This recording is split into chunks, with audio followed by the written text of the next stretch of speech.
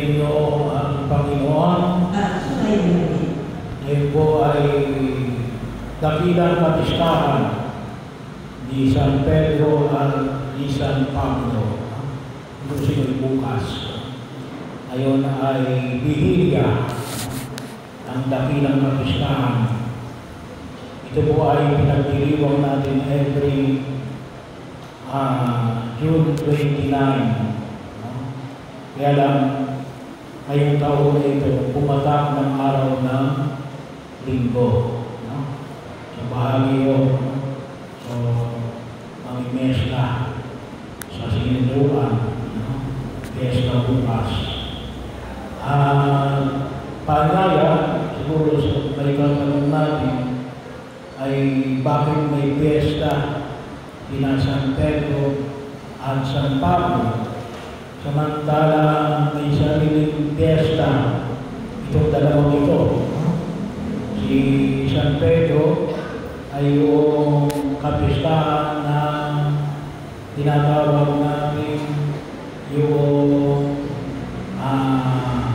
Chair of St. Peter, ang luglukan ni San Pedro. Si San Pablo naman ay meron din kapistahan. Ano man yung kanyang kapistahan? Yung kanyang pagbabalik doon, Conversion of St. Paul. Bahagi yun kasi si San Pablo ay hindi tinawag ni Jesus noong panahon na si Jesus ay lumalakad pa sa daigdig na ito. Siya'y tinawag pagkatapos ng kanyang muling pagkabuhay. Saan? Sa kanyang paglalakbay patungong Damascus. So, saan pa tayo Damascus? Bahagi ngayon ng Syria. Pero pumunta ngayon ay capital pa din ng Syria. So, sa bahagi norte ng Israel. So, bahagi o na kung saan makita natin na ito ay at hindi lang basta pesta. Ito ay dakilang kapistahan. Solemnity. Bilang pagpaparangalan din sa lahat sa pagkilala sa kanilang pagtugon sa paanyaya ng Diyos. Una, ay kumikilala ito sa kanilang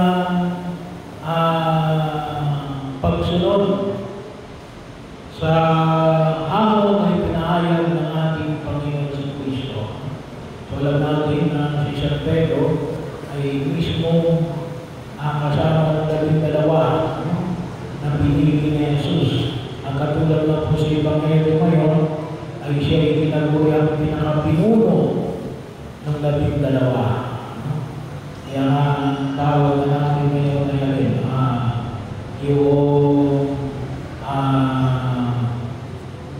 bahagi yun na ang pangangalaga ngayon ni San Pedro sa kanyang sambayanan na humigit sa lahat ay tumutukoy sa maliwanag na pagkilos niya bilang tawagin natin apostoles sa mga Hudyo. At si San Pablo naman ay tinutukoy na apostol sa mga Hintil, sa mga tinutukoy na hindi mga Hudyo. Kasi ng panahon na yun ay tawagin natin yung pagkilos. Ito ay kumikilala rin sa dalawang pagtugon ng simbahan, trust. Si San Pedro, ano yun? Yung pagtugon. Si San Pablo, panlabas. Missionary character. Si San Pedro, more on maintenance character. Pareho na napakahalaga biyaya na ipinagkaloob ng buong ikapat na kinakailangan pangalagaan ang dalawang bahagi na ito na kung tawagin natin. Hindi pwede na lumabas lang tayo ng lumabas. No? Hindi naman pwede na dito lang tayo sa loob. Sa mga mananampalataya, kinakailangan pa rin natin ay ipahay ng mabuting balita sa mga hindi pa tumatanggap ng at nakarinig ng salita ng Diyos. Kaya napakahalaga na makita natin itong dalawa na ito na kinakailangan i-balance ng simbahan. Yung maintenance at missionary mode. Huwag natin kalimutan na kinakailangan din natin pangalagaan ng mga at tugunan yung mga hindi pa mananampalataya without the expense ng mga mananampalataya.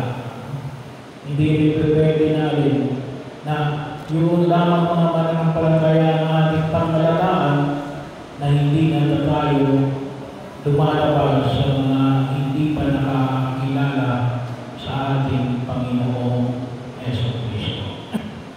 At throughout the time, yun ay bahagi yun. Kailang sabihin natin, no, may kanya-kanya tayong pagtugon. Kaya po yung iba natin mga kapatid, may yung nagpupunta sa ibang bansa, nagbimisyon. Kami po ay dito, no, sa bahagi yun ng pagkilos ng mga tawagin natin yung mga parishes. Pero kahit taon, meron tayo na yung tinatawag na mga mission station. Siguro narinig niyo yun. Mga mission station. Para hindi dapat natin nakakalimutan yung tinatawag natin mga nasa laylayan.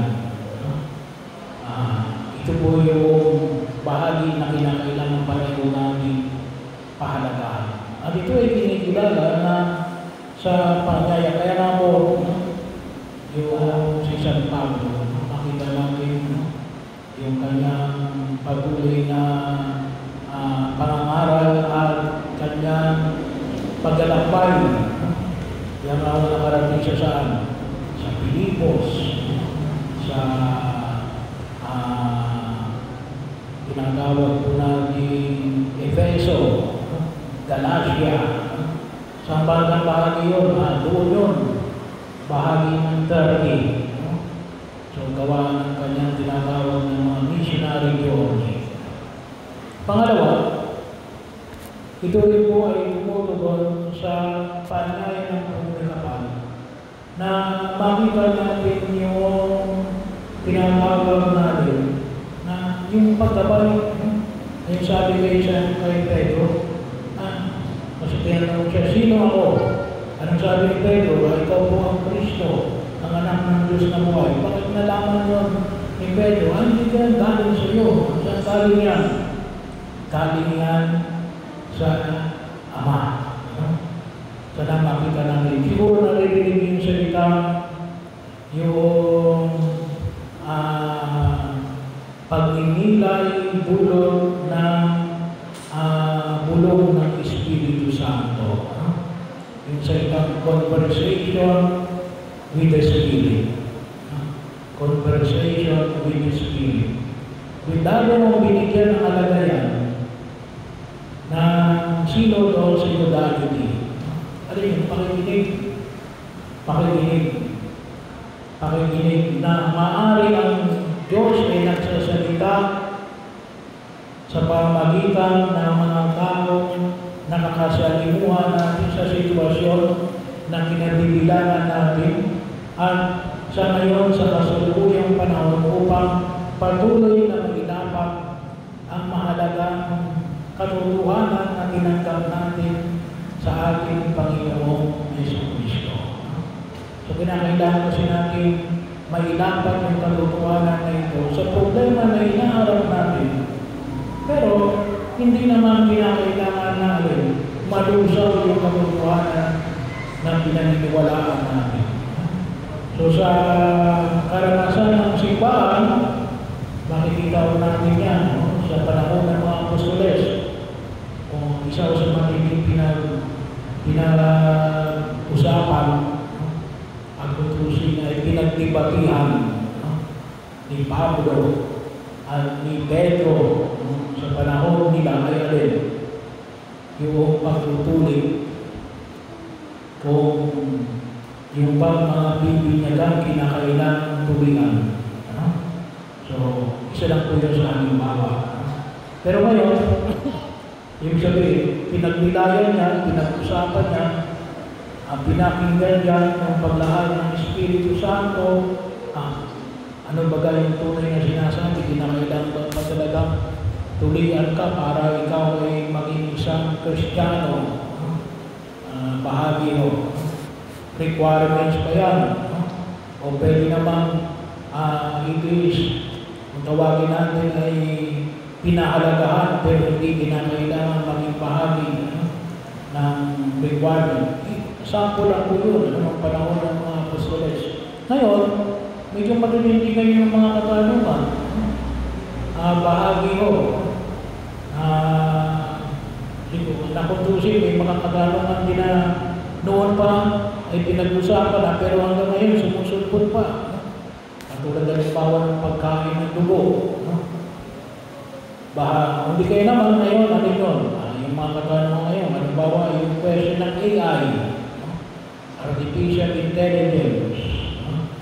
Paano ngayon yung Artificial Intelligence? Paano natin naharapin?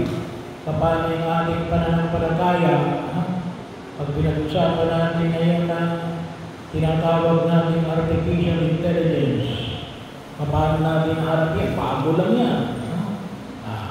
Kinakailangan yun, makinig tayo sa bulong ng Espiritu ng Diyos. Sabi nga po, kung niya din, hindi lang bilang respeto. Kasi bahagi yun ng pamantayan ng simbahan. Hindi lang ngayon, kasi bahagi na yun ng kultura ng simbahan, ng pakikinig. Kaya nga nabibigyan ng pagtuloy yung mga hamon na nakita, lalo-lalo na sa karaniwang panahon hanggang sa kasalukuyan.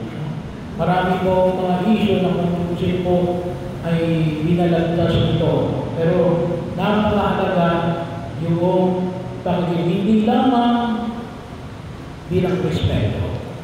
Siyempre, kapag yung salita, hindi ko kinakailangan sa lubugin pa ng salita mo, out of respect. Pero bahagi na rin, pag kinala na, kahit pala ito mahirap, kahit pala ito ay mayaman, kahit ito pala ay bata, ito man ay maganda, kung ito man ay ano man ang karatayuan niya, ay pwedeng maging bahagi na makita yung karunungan ng Diyos. Na bahagi yun na maunawaan natin. Pwedeng doon magsalita ang Espiritu ng ating Diyos. Kaya napakahalaga maging bahagi ng ating pagninilay. At sana ay tuon din natin at hanggang sa ngayon ay makita ko natin. Kaya bahagi mo ito.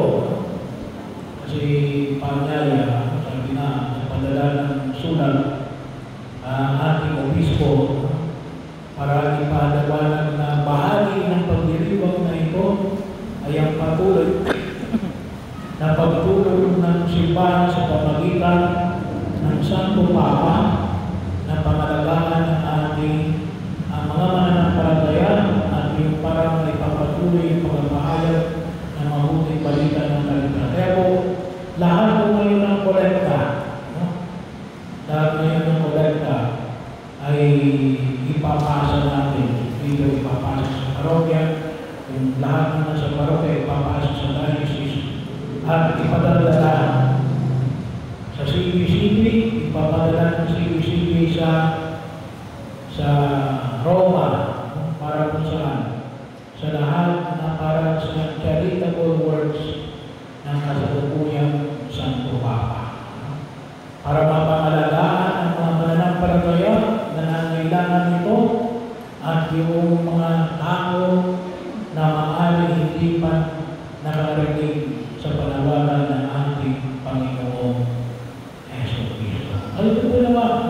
dalangin natin